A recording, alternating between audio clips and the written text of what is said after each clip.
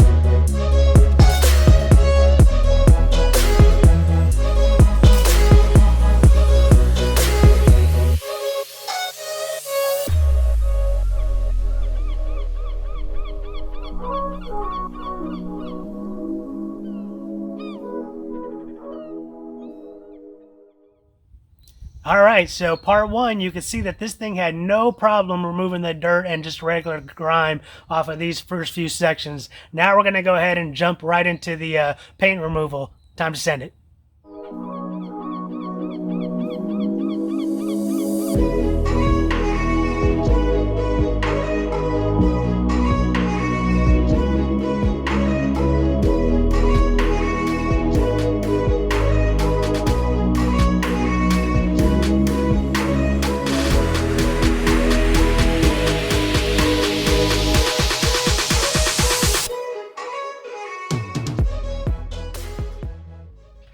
All right, so just to give you some perspective, I was doing this in 10 times the time lapse. So if it seemed like it was coming up in just a quick fraction of the second, it was under 10 seconds at a minimum.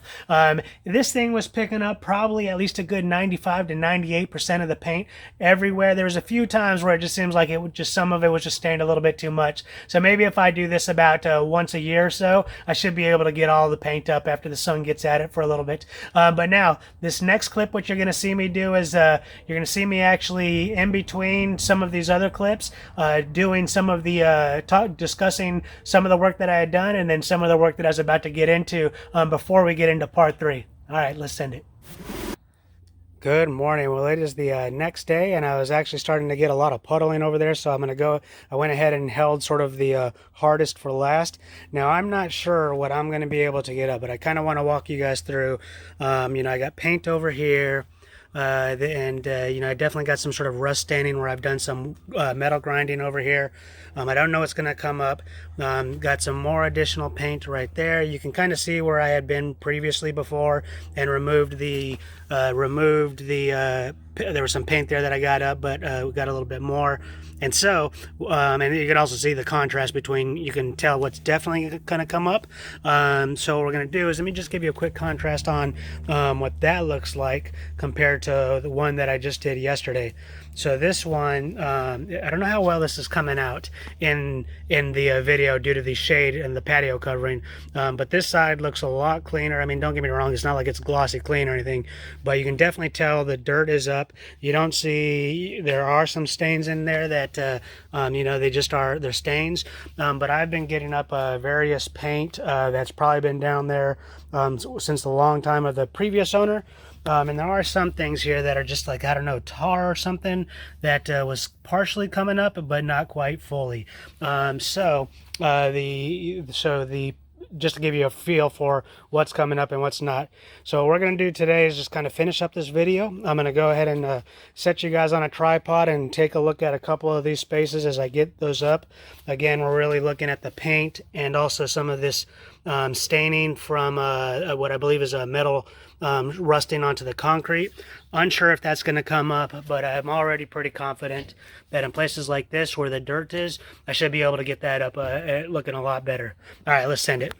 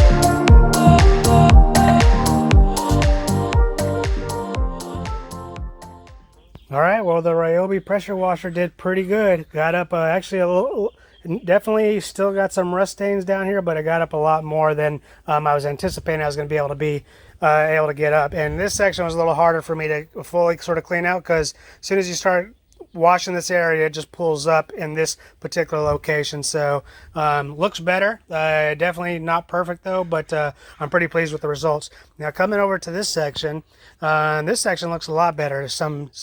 Here there is some sediment staining, but just about all the paint and everything else that I wanted to kind of get up is up, and got some of the deep rooted dirt and some paint from the previous owners up. So it's actually looking a lot better than it was previously. All right, that's going to go ahead and conclude this realistic demonstration of the Ryobi 3000 PSI 2.3 gallons per minute pressure washer. So just as a quick tidbit, I found it always easier to keep my nozzle spray pattern perpendicular to my sweep. So when I took the wand and I was doing left and right just to get after just some normal dirt and grime, I found it better to do a left and right sweep and then keep my nozzle spray pattern vertical.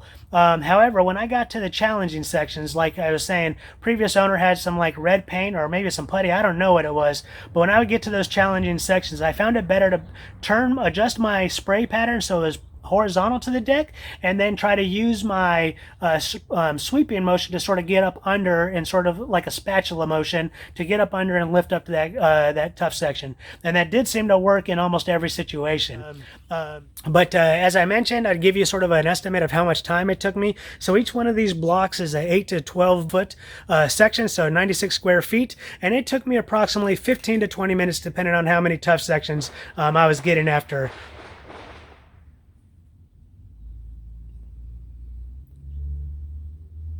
I don't know if that was gunshots or if that was fireworks. All right, so that was interesting. It took it was about a minute or two later. Let's go ahead and finish this video up. I don't hear any police, so I think it was just fireworks. But as I mentioned, it took me approximately 15 to 20 minutes to do 96 square feet, depending on how many stubborn sections there was. So hopefully, I've given you at least some good information on assisting you on making your decision on whether you want to purchase this Ryobi pressure washer or not. But anyways. Thank you for watching. I hope you enjoyed this video, and I'll see you on the next one.